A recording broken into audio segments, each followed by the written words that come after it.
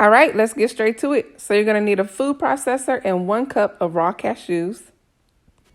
If you are allergic to cashews or prefer not to use them, you can use hemp seeds instead.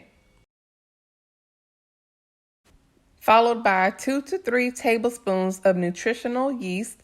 Please keep in mind that you can adjust the seasonings to your preference. I am going to use 2.5 tablespoons.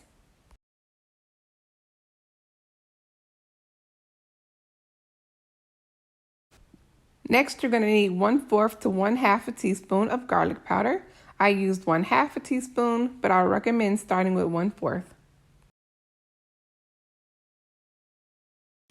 Next, you're going to need 1/8 to 1/4 a teaspoon of onion powder.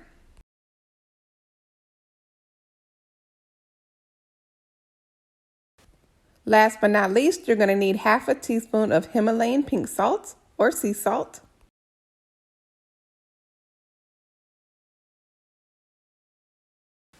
And now we're going to blend on high for about 10 seconds or until we reach the desired consistency.